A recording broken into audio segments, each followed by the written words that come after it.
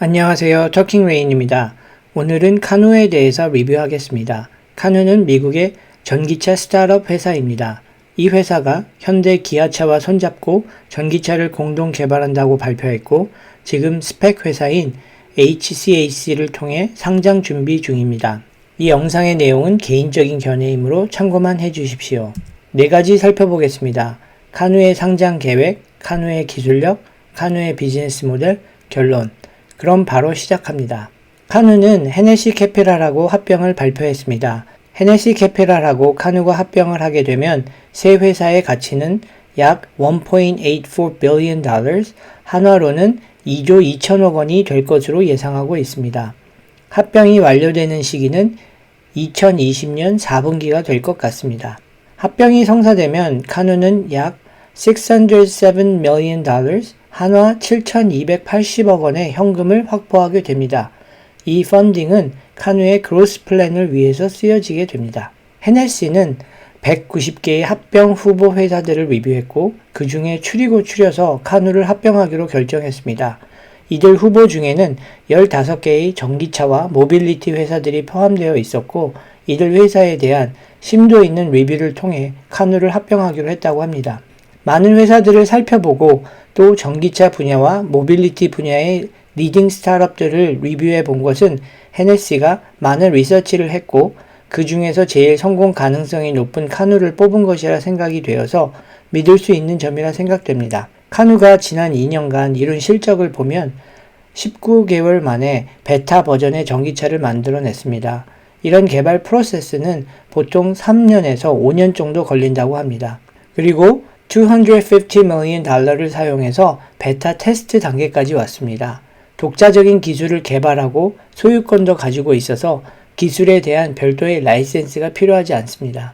대량 생산을 위해서 파트너들이랑 협업을 하기 때문에 자본을 효율적으로 쓸 수 있고 자본 부담이 적습니다.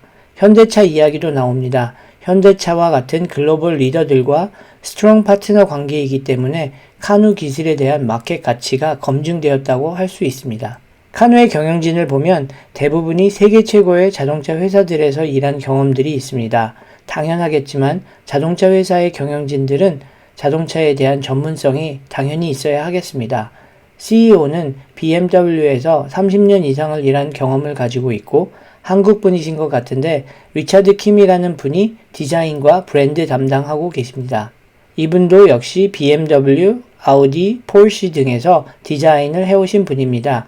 자동차 기술 부분에서는 테슬라, 포르쉐, 포드 출신 분들이 개발팀을 이끌고 있는 것 같습니다. 경영진의 경험과 구성은 전문성이 있어 믿음이 갑니다. 카누의 기술력입니다. 카누는 2018년부터 스케이트보드라고 하는 전기차 플랫폼을 개발해 왔습니다. 스케이트보드는 개발 초기부터 전기차와 자율주행을 목표로 하고 개발을 했습니다. 또 스케이트보드의 모듈화되고 심플한 설계는 생산 공정을 간소화하고 여러 가지 모델을 커스텀하기가 쉽도록 디자인되었습니다.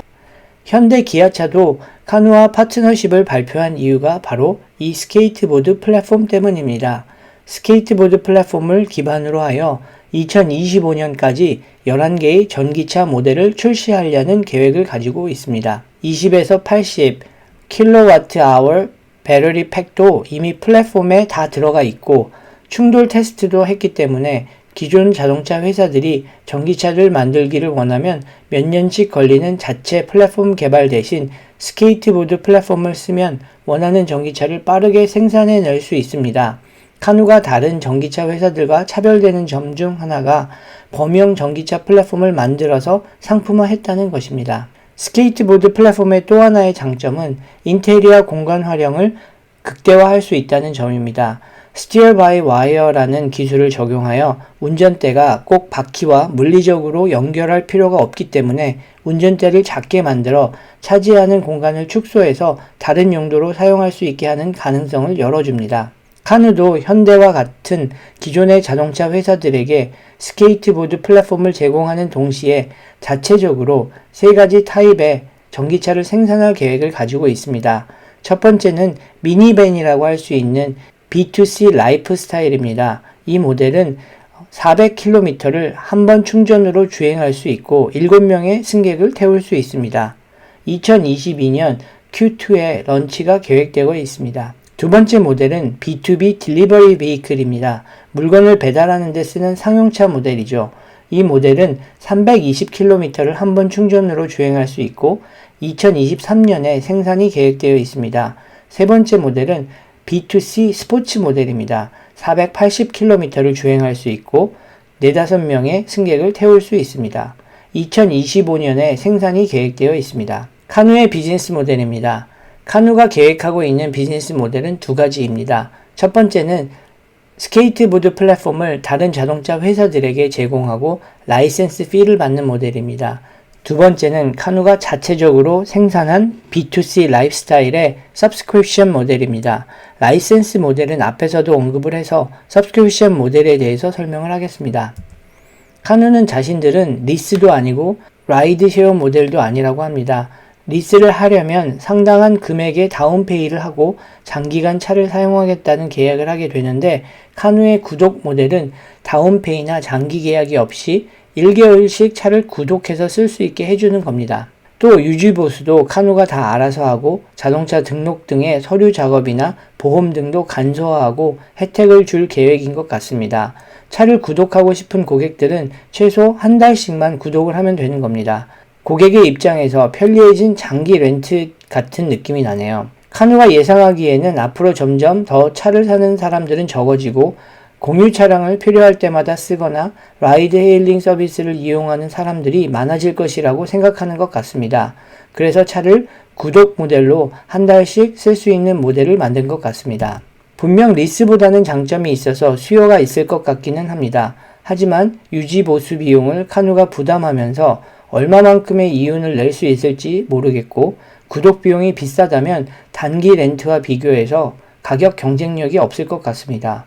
구체적으로 구독 모델이 나와봐야 판단을 할 수 있을 것 같기는 합니다. 결론입니다. 카누의 스케이트보드 플랫폼은 경쟁력도 있고 아직까지 다른 EV 회사에서 구체적으로 진행하고 있는 사업이 아니어서 기대가 됩니다. 게다가 현대차와의 파트너십도 있어서 현대나 카누 모두 EV 마켓에서 큰 성장을 할 수 있었으면 좋겠다는 바람이 있습니다. 카누의 구독 모델은 아직 잘 모르겠습니다. 또 계획상으로는 2020년까지는 계속 적자가 나기 때문에 지금 당장 투자를 하지는 않는 게 좋겠다는 게 제 생각입니다.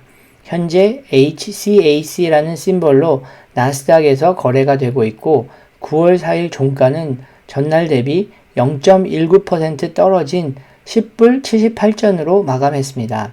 영상을 시청해 주셔서 감사합니다. 구독과 좋아요는 저에게 큰 힘이 됩니다. 감사합니다.